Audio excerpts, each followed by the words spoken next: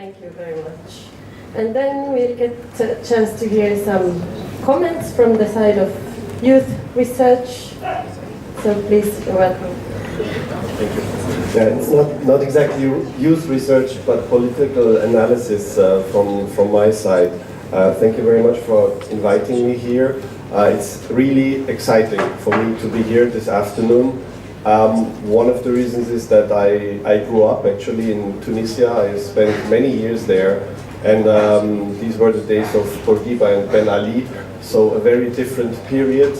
And these whole changes now are really fascinating, and I've been following them very closely. Even though in my analytical work I focus on Libya and Egypt and some other Middle Eastern topics, but Tunisia is always on my radar, and it's really a pleasure to be here and to see how this new democratic project is living now, and to see also the possible trajectories that it could take. Where are you from?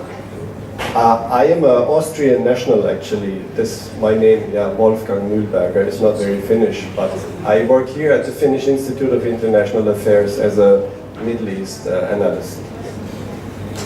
And I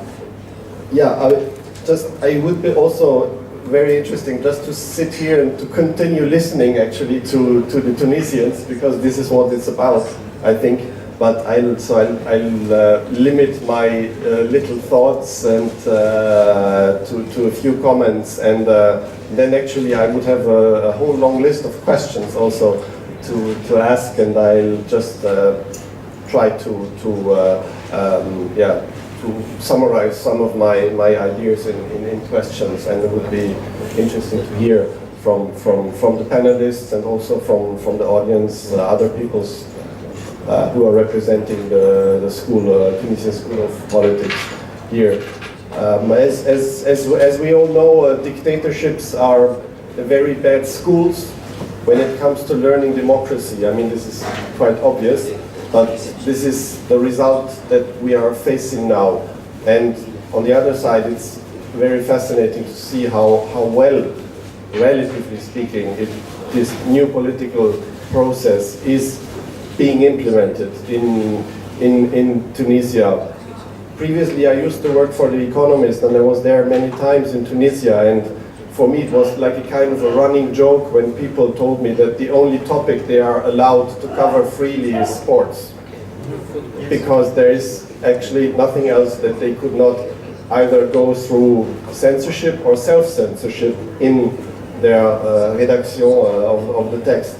So that was actually not a joke, because it was the sad reality. And days are better now. The society is open, the political spectrum is pluralistic, but of course there is a very strong polarization, and polarization is there in the society, and it is at least partially reflected in the political sphere. But my impression is that the polarization that exists in a society is stronger than the one that we see in the political landscape. The wish to, and it is a necessity also to keep this going, the wish to engage into dialogue, and the necessity for compromise in the political arena is of course stronger that this project is surviving. So it's very important on the one side that this is happening in the political arena, but then again the question is, how representative is this of what is really happening in Tunisia in the society? This is one of my questions. What is very specific within this polarized atmosphere is the role of mediators, and the national dialogue as a type of institutionalized actor was already mentioned, and the UGTT, one of the main worker unions, has played a crucial role here, and I think it's important to know why they were able to do so, because they are one of the few workers' unions in the Arab world that have not been heavily co-opted and compromised by the previous regimes. They have been more or less still somehow an independent player, and this is why they are not actually suffering from this deficit of trust, which in other countries, especially like in Egypt, is the case. There is a very difficult situation there or a totally different framework. But in Tunisia, this is a player that is trusted from both political poles, but also to a certain extent from society, which it represents because it's a very strong mobilizer. And yeah, it's also, I mean, when you really look at the figures, when you go into the details, the number of candidates, presidential candidates at the recent elections is really fascinating. And it's also interesting to have a representative here of the Communist Party, because their candidate had actually a quite strong showing, if I remember, 9%. And that's also, I guess, part of the historical legacy of how the political landscape in Tunisia looks like, that the possibility that a far left representative could actually gain so many points is an indicator of the quality that we can see here in this country. And yeah, coming to Nahda, how should I say? What is regarding the positioning in the political spectrum, I think Nahda is definitely profiting from the fact that they can portray themselves as the nice Islamists, as the good Islamists, because there are guys much worse which are active in militancy, in violence, etc. So this is actually something good for Nahda, because they can say we are the nice guys. So I know this is a point, but it has to be made.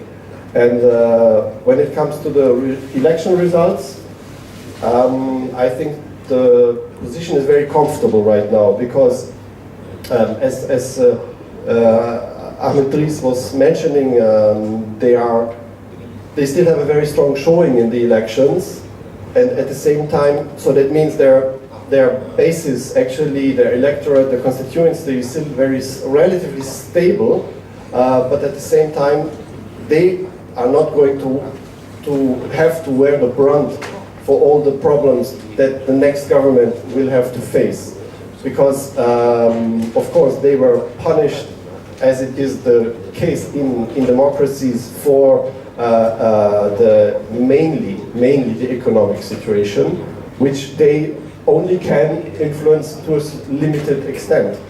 But in democracies, the punishment is always more significant than actually the impact that one single party or a ruling party to other parties can have on the events. But of course, the IMF was also not very happy, and some neighboring countries were not happy with this prominent position of Nahda. So it's a very comfortable position now for this party, because they can take a back seat, they still have a very solid base, and they're not exposed too much to what is happening. And but we will still see, I mean, how the shape of things is going to be. Coming to the question of youth, because this is what today we should talk about a bit more.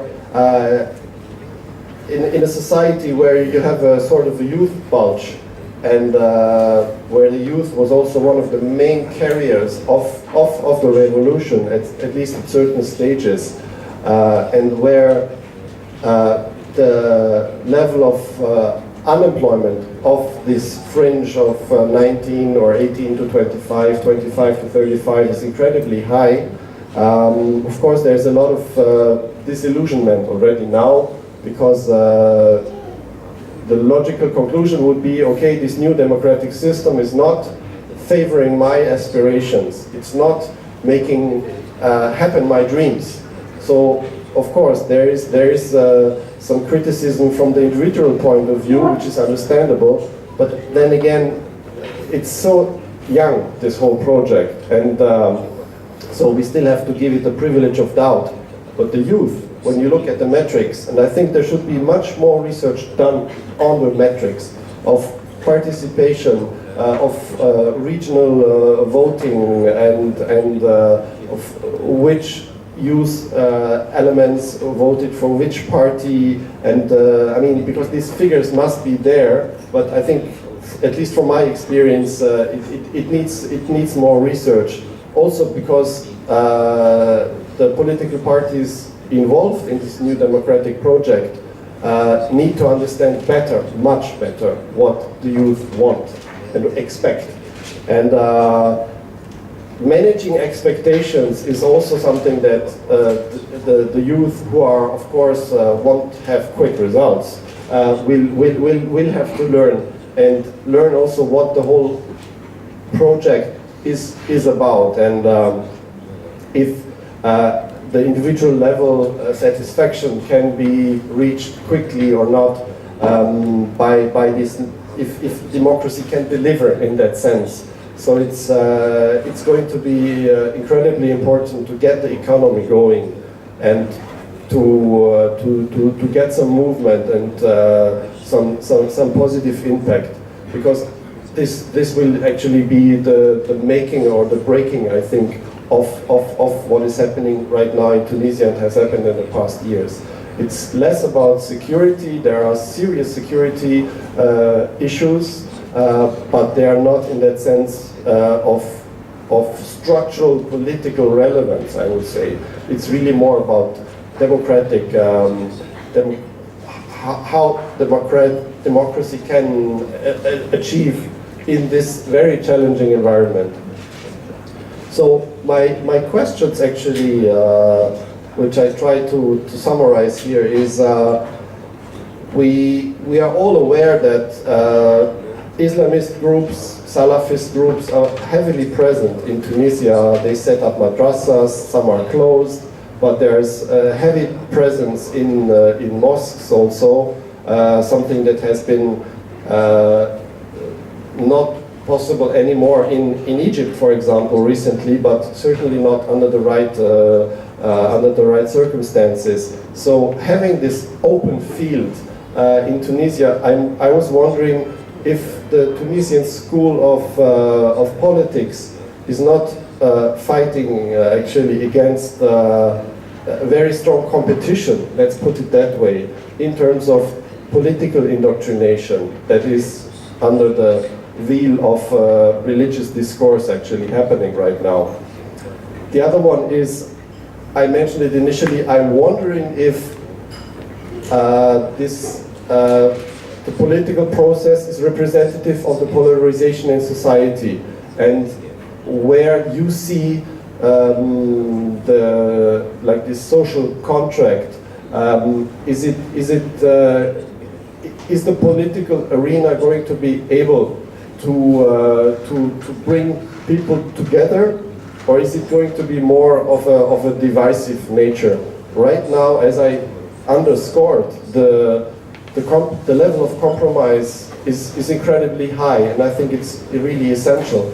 But this is another question. And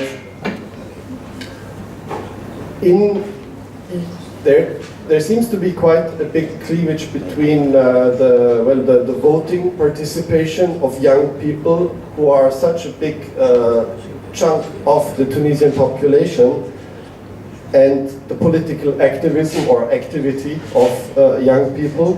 So this cleavage is there. And my question then would be, you are teaching political marketing also, and are you addressing the specific needs or expectations of young people in your curriculum? And if yes, the question would be, why doesn't it work? Of course, because the youth participation in elections is so low. Or on the other side, if it does not happen, I think there should be probably a stronger focus on trying to get the youth on board, who are, after all, the future of Tunisia. Thank you. Thank you very much. Perhaps I could give the chance for Ahmed to respond to some of these issues. Unfortunately, the time is running, so a brief response, and then we can have a few quick questions before we need to release this space. So please. Yeah, I try to answer on the last question concerning the participation of youth, but through the curriculum of. You say that it doesn't work. I think that it is working for us, at least because the curriculum is addressed to the people participating within the school, and those people are totally participating in the process. They are engaged. They are involved on the process. They are part of the campaign of their party. They are responsible of regional office or section, or so they are involved, and they are effectively participating. The problem is the participation of the big number, of the big amount of youth in Tunisia who are totally excluded from other program, or because we are not able to have millions of people in our school. It's impossible. So we have only few, 100 per year, and it is very small. It is very small, and we start with 100, but at the end we have only 80 or 85 at least at the end. So through those people participating in the school, our hope that they also duplicate this experience within their parties. But sometimes the party itself, or the leaders of the party, who are the board of the party, have other priority than to engage youth people in the discussions or in decisions, or maybe some parties like AFEP or like Jabha, in their board they have a bigger amount of participation of young people. This is their choice. But for the majority of the other parties, there are less young people within the structure of the decision making within the party. So that means that within the party there is no priority to involve youth, and this is a problem, because and we cannot maybe we have to train not young people but old people. To accept youth people in their parties. This is also an option, maybe, but I don't know. But on your other question concerning the climate of dialogue in Tunisia and the climate dialogue within the school, I think that we are favoring that climate, and we are giving the chance to the participants to have the tools for a new kind of dialogue. And if people are accepting each other immediately after the first day, or maybe the second day, they start to have another feeling between themselves, etc. Because the climate, and because also the money that we are using to approach people to each other, and this will in the future this will have surely an impact on the behavior, on the attitude of politicians. I remember after the first assassination, political assassination of Shukri Ibrahim, the tension in the society and the state was extremely high. But I think that this was not your class, but the class before you. And I think in the same week we have organized a training session for the school, and people from Nahda and people from Jabha, from Populaire, was together in this training. Some of them have some athar, some some signs of maybe they used violence, but not against themselves, but against the police, because they participate in demonstrations, etc. But then they participate in the class of our school together without any problem. And they are friends. So this means that those people are more able to accept dialogue than others who can not get the chance to be together, to travel together, to spend some time together, sometime around a beer, sometime around another thing. But yeah. Thank you, Ahmed. Unfortunately, we have only 5 minutes left. So I have noted 4 questions. So perhaps very quick questions and then 1 quick round of answers. So please. Yeah. In Finland, 25 years ago began the period we have 1.8 babies per one lady in Finland.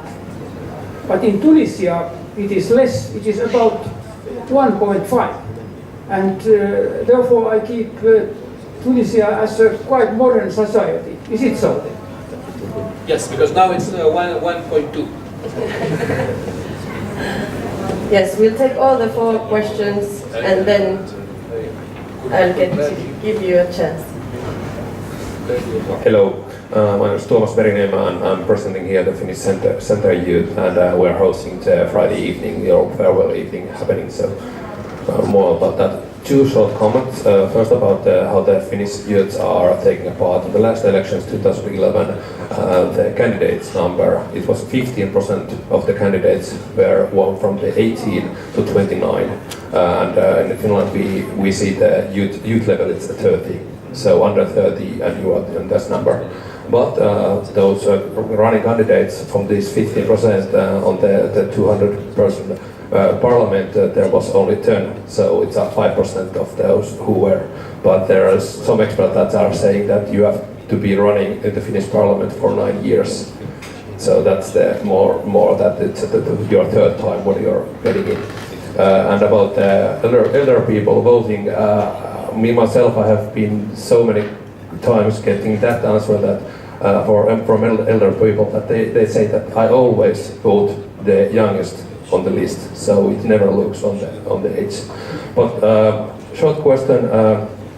I was 1 year ago in Tunisia, and when I discussed with the local people, I feel that the disappointment was the main feeling.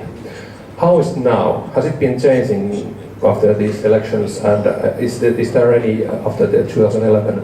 How have been developing the disappointment, the feeling of the young people?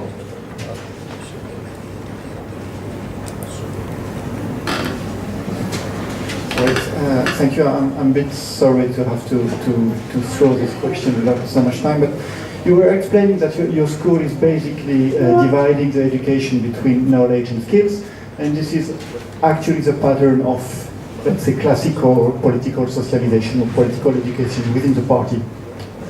So my question is actually twofold.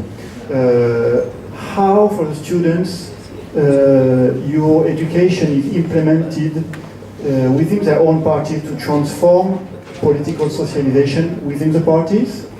And the second part of the question is, isn't it paradoxical to think that you can actually teach politics the same way, whatever your ID is? Isn't it paradoxical? Isn't it like, no matter the ID, you can learn how to do politics the same way? Isn't it a depoliticized way to learn politics? Thank you. Hi, my name is Teo. I'm from Helsinki, and I would like to thank you for coming all the way here to share very interesting ideas with us. I recently moved back from Serbia, from Belgrade, where I lived for 3 years working with activists there. Serbia is also a post-revolutionary society. The revolution there took place 14 years ago, and that's 4 years ago, and it is in, well, I won't go into it, but it's in big trouble today. I can just say that, well, today the same people are in power as the people who were before the revolution in 2000. so Milosevic's regime is back in power. Anyway, in Serbia, young people don't want to join political parties. A very few proportion of young people join parties, and they choose because they see it as something so dirty, they choose to do other things in students' movements, NGOs, art, street art, music, or violent nationalist groups, football hooligans, etc. How is it in Tunisia today? Is a big proportion of young people choosing kind of parliamentary means of participation, or are people doing other stuff as well on social media, art, etc.? Thank you. Very interesting and challenging questions. I think I'll give each of you a chance to respond. I'll give short answers.